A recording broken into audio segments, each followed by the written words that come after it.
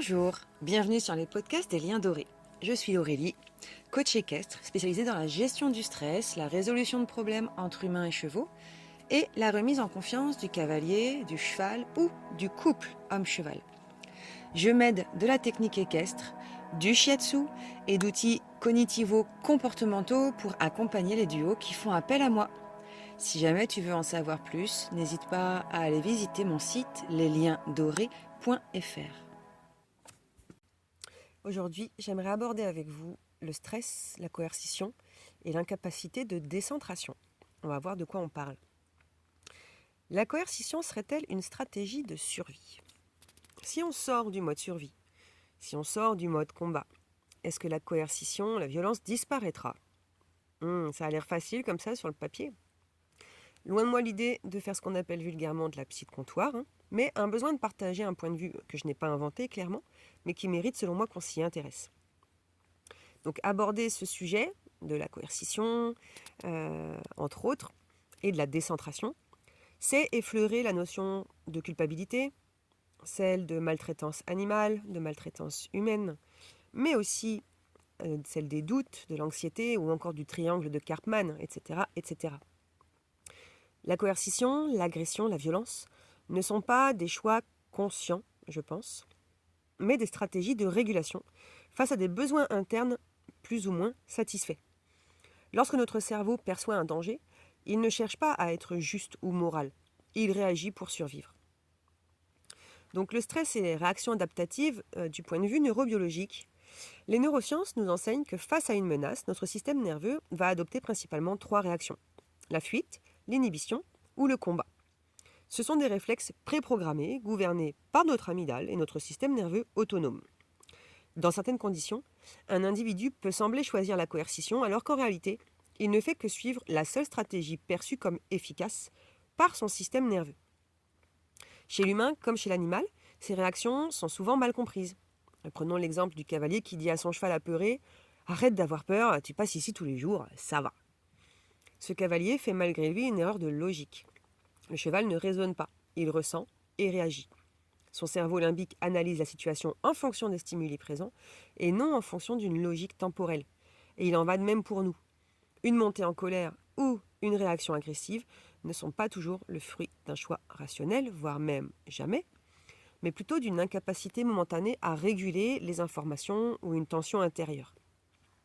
C'est aussi pour tout cela que les micro-formations sur la régulation du système nerveux et que les neurosciences se déploient depuis plusieurs années, pas seulement pour le super business que ça génère, mais pour un intérêt général évident, en régulant notre système nerveux, qui est bien plus mis à mal qu'on ne le croit.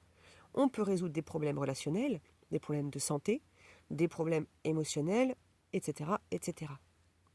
Dans le livre « Cerveau équin, cerveau humain » de Janet Lee Jones, elle explique que notre cerveau humain aborde un problème de manière directe, avec une stratégie directe, qui attend une réponse directe, de par la part importante que prend le lobe frontal dans notre cerveau. Ce qui n'est pas du tout le cas chez le cheval. Le cheval, quant à lui, n'a pas de stratégie ni d'objectif. Là où le cerveau humain collecte des informations sensorielles et prépare le corps au mouvement. Mais il va décider de la nécessité ou pas de se mettre en mouvement grâce à ce cortex préfrontal. Le cerveau équin fonctionne pareil, à la grosse différence qu'il n'a pas de cortex préfrontal pour évaluer avant la mise en mouvement et la nécessité ou pas de bouger. L'info est directement transmise au cortex moteur. Donc, pour rappel, non, le cheval ne fait pas exprès pour nous embêter dans ses réactions. Non, il n'élabore pas de stratégie pour éviter une situation future. Il est au présent, tout le temps, et répond à des stimuli extérieurs et intérieurs présents, ici et maintenant. Coercition et besoin de sécurité. Donc, voilà, pour moi, tout comportement, pas que pour moi, mais tout comportement est l'expression d'un besoin. La coercition, la violence, l'agression, quand on monte dans l'escalade, répondent très souvent à un besoin de sécurité. Mais ce besoin peut se manifester pour différentes raisons.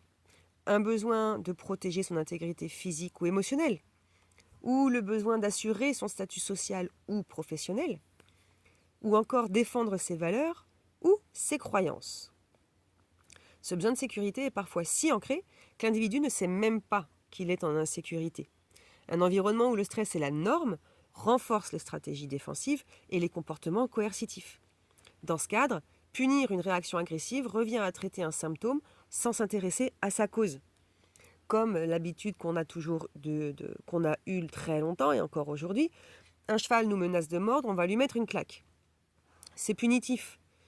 C'est punitif, on ne traite pas la cause. On s'intéresse juste au comportement et ça ne suffira pas à résoudre le problème. Comment on peut rompre ce cercle vicieux ?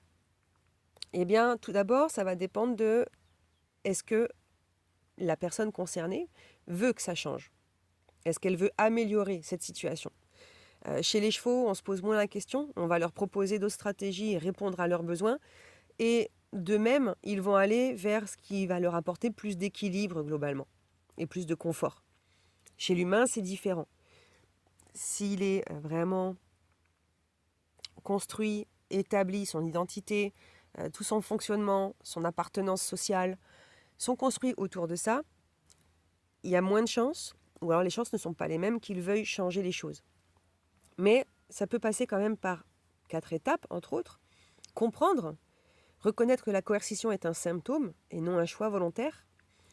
Observer, identifier les facteurs de stress éventuels et d'insécurité qui activent ces stratégies. Proposer des alternatives, quand la personne en recherche, bien sûr. Donc cultiver des stratégies de régulation sécurisantes, que ce soit l'auto-écoute, la régulation émotionnelle. Il y a des outils de posture corporelle, la respiration, le feedback bienveillant, etc. Et créer un environnement de confiance, pour soi, pour les autres, comme pour les animaux. Maintenant, abordons la décentration. Cette capacité à voir au-delà de son propre prisme. Donc, un des leviers fondamentaux pour sortir des comportements coercitifs est, je pense, la décentration. Cette capacité à adopter un autre point de vue que le sien, à comprendre que notre perception du monde n'est pas la seule vérité possible. En psychologie du développement, Jean Piaget en parle comme d'un passage clé de l'enfance à l'âge adulte. Et pourtant, bien des adultes n'ont jamais appris à s'extraire de leur propre référentiel. Chez les hypersensibles, la décentration peut être exacerbée. Ils perçoivent avec une grande acuité les émotions et les besoins des autres, au point parfois de les faire passer avant les leurs. Chez d'autres individus, ça va être le contraire. Cette compétence est peu développée, non par égoïsme, mais parce qu'ils n'ont jamais appris à interroger leur propre perception du monde. En équitation, on l'observe beaucoup. Un cavalier qui impose sans chercher à comprendre le ressenti de son cheval est dans une absence de décentration.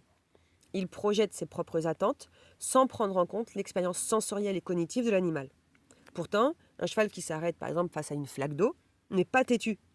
Il analyse une information sensorielle nouvelle qui peut l'inquiéter. Accepter cette autre réalité, c'est commencer à construire une relation fondée sur le respect mutuel. Et ne pas en faire aussi une chose personnelle qui vient nous impacter, nous. Et appliquer la décentration dans nos relations, qu'elles soient humaines ou animales, c'est faire un pas de côté, c'est questionner nos certitudes, c'est reconnaître que l'autre fonctionne différemment, non par mauvaise volonté, mais parce que son système nerveux, son histoire, son expérience, son espèce l'amène à percevoir la situation autrement. Et si on veut aller vers une équitation et une société apaisée ? Pour moi, mais ça n'engage que moi, l'amour et la confiance sont les principaux terreaux fertiles pour développer de nouvelles stratégies et apprendre à réagir autrement.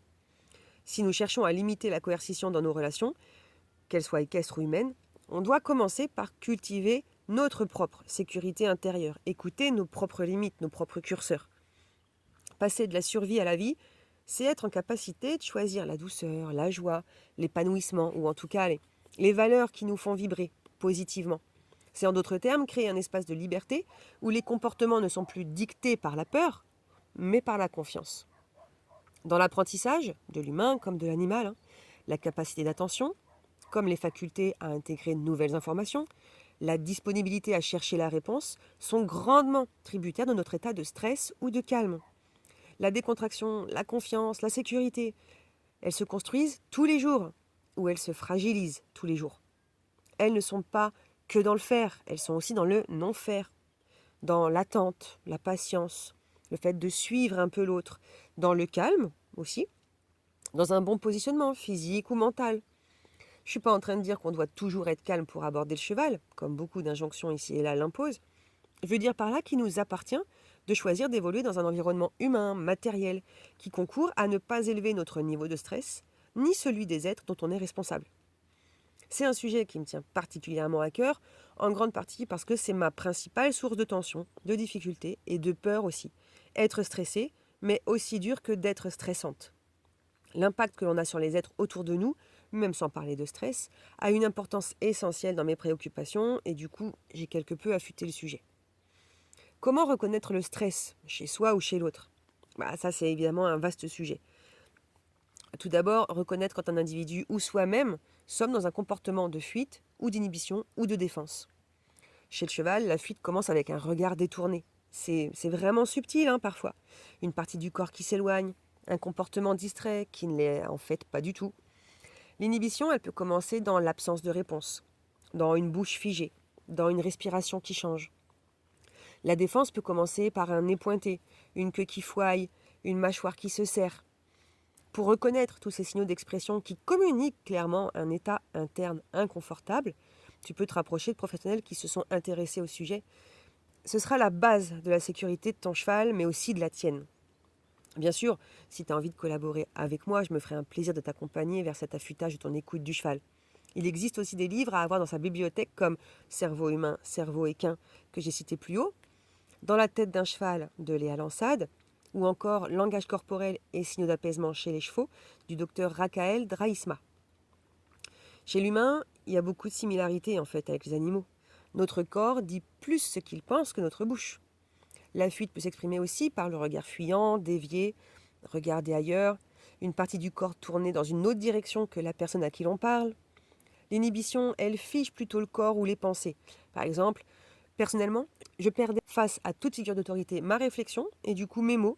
Et ce que la personne disait semblait sensé sur le moment, mais après coup, je réalisais que ça manquait de sens et de pertinence. Mais au moment de l'écouter, mon cerveau tiltait pas. Pour le mode défense, comme les chevaux, une mâchoire qui se crispe, une main qui se ferme, une résistance en soi qui fait non. Le mode défense vise à éloigner l'objet de l'inconfort en émettant un inconfort. Le mode fuite cherche à faire disparaître l'inconfort en s'en éloignant. Le mode inhibition, c'est la gazelle qui fait la morte, littéralement. On attend que l'inconfort disparaisse de lui-même. Voilà, si tu as des questions, n'hésite pas à me les partager. Je te remercie pour ton écoute et n'hésite pas à partager cet épisode si tu penses qu'il peut être utile à quelqu'un. À bientôt!